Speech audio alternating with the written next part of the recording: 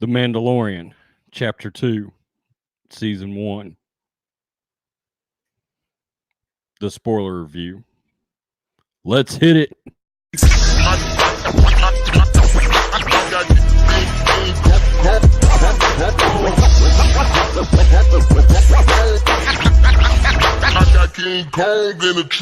I'm back.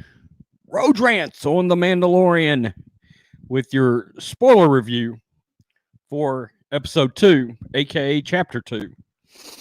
All right, so we start this out just a little ways after we ended episode 1. He has now got the child, and he is heading his way, making his way back to his ship. Okay. And along the way, we see some little creatures following him down this sort of cavernous, rocky valley. I don't know what planet this is. Tatooine, maybe. It's reminiscent of Tatooine and Jeddah. Either or. I think it's probably Tatooine. I'm just making assumptions because there's Jawas. Well, as he's making his way through the ravenous cavern, Transoceans came out of nowhere, try to jump him. And I would say he makes quick work of them. They scuffle. He grabs his rifle and disintegrations. The rifle can disintegrate. Now, we harken back to Vader and Boba. No disintegrations. So they sort of get out of that mess, and he heads back to the Razor Crest. Well, as he's creeping up on the Razor Crest, he comes over the valley, and he sees that there is a sand crawler, Jawas. And they have picked the Razor Crest like a turkey at Thanksgiving.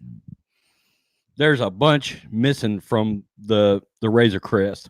And one thing I'll point out, I think the music got better in this, actually.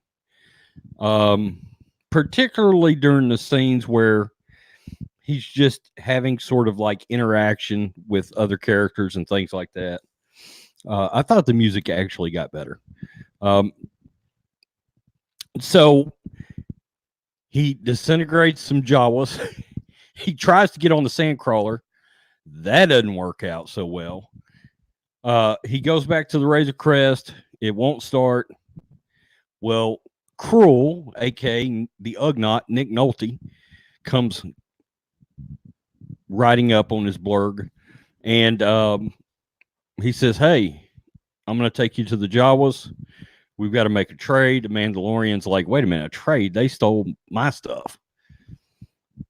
So he's bartering with the Jawas back and forth. And it's, of course, they're very reminiscent of A New Hope. I even seen like an R4 unit back behind them. I mean, Favreau has captured that first act of A New Hope all in this, with some sprinkles of Return of the Jedi in this bad boy. So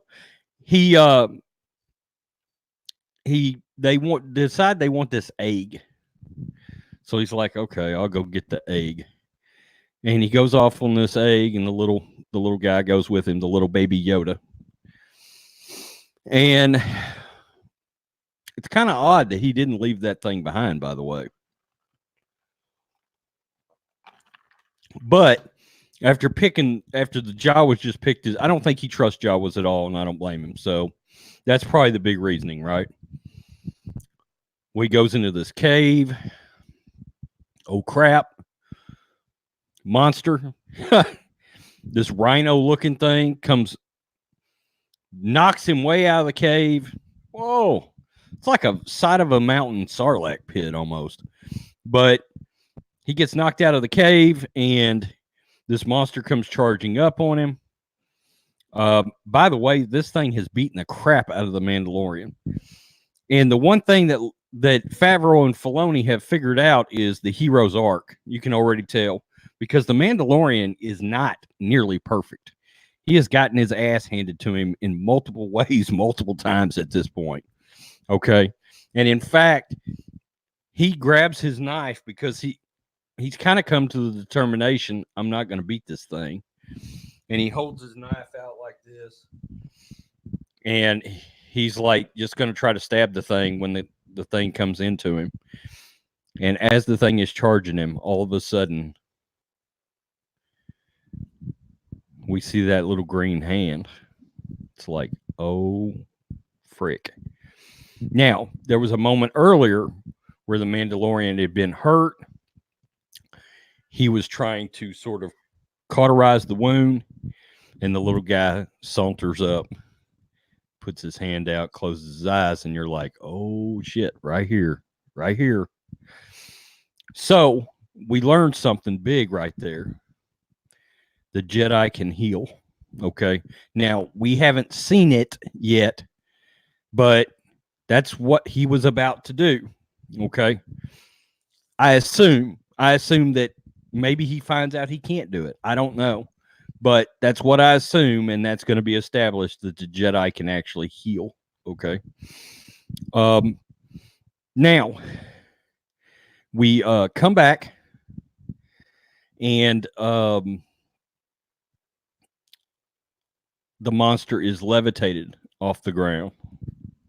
The Mandalorian stabs it, kills it, grabs the egg, takes it back, and the Jawas are eating out of the egg like they just won the lotto.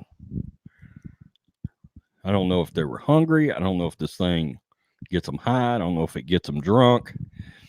I don't know, but they had won a prize. So Nick Nolte, aka Cruel, goes back with the Mandalorian.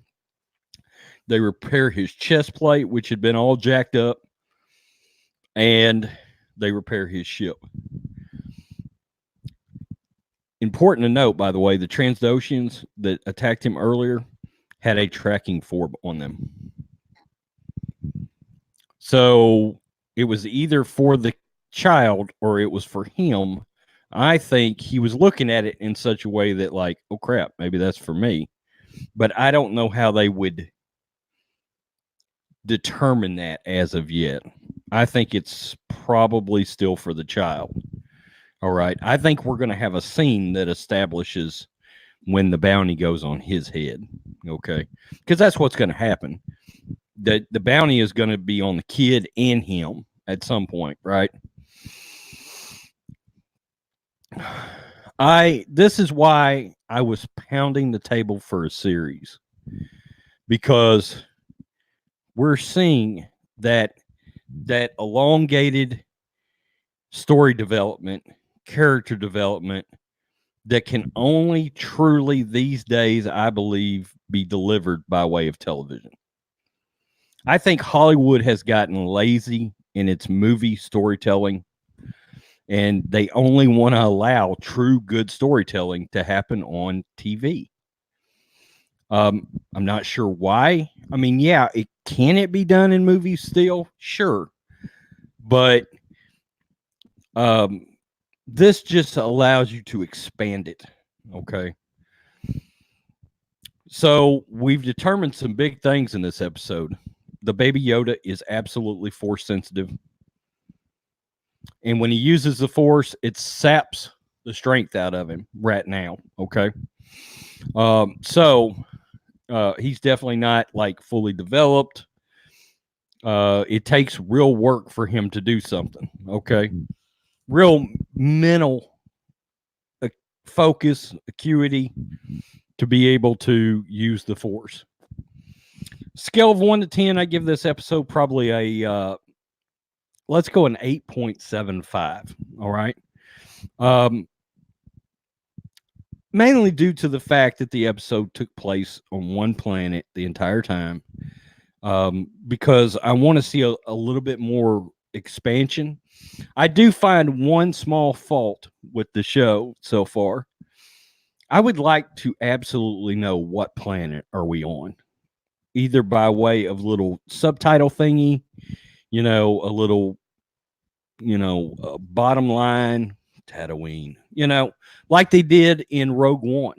Okay. Now, of course, they didn't do that necessarily in the original trilogy, though, but they would a lot of times mention planet by name, Dagobah, Endor, etc., Hoth. Okay. So I would like that clarification. The effects, the cinematography, I love that so much is practical. So much of this thing is practical. Okay. So 8.75, my only real beef is the lack of a planet establishment in this show. I can't say, well, we didn't get to see what happened with IG-11, etc., because all that sort of thing is probably coming later on, or it'll just be determined he was killed, period. Okay. So that's what a good show will do, is it's going to open up some questions for you. And like the question of, was the tracking for the Mandalorian, or was it for the baby? Okay. He looked at that thing like, oh crap, the bounty's on me now, is kind of what I gathered, but I don't know. I could be wrong about that. Also, tonight, 7 p.m. Central Time, the Hall of Justice panel, Talking Mando, Chapter 2, 19K Fox, Lord Callus, Fatal J, John Matrix, and myself will go live for an hour, and we will just jump into Chapter 2 and talk about all the goodies and the speculation of what could be to come. But it's a big deal. This thing is force sensitive. Now we know why this thing is so valuable. We suspected it would be. Okay, so this brings up a lot of things. It even brings up things in relation to episode 9, if you ask me, because we're going to have a new hero, and we're going to have 6 weeks of backstory, the equivalent of a trilogy by the time episode 9 would actually be released. Something sort of interesting there, Peace. I'm out.